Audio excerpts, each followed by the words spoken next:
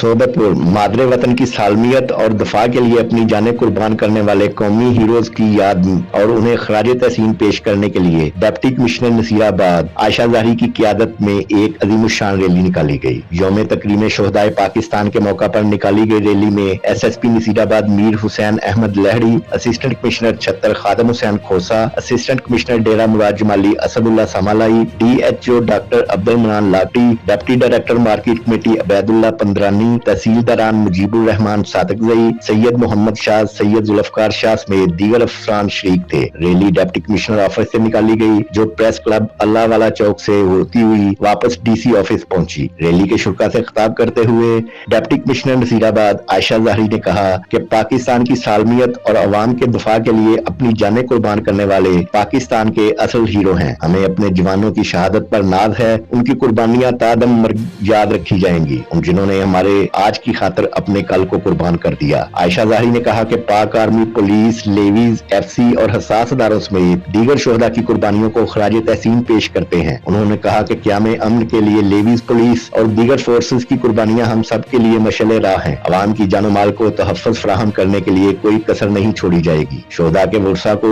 हम कभी भी तनहा नहीं छोड़ेंगे। उनकी कुर्बानियां नाकाबिले फरामोश हैं।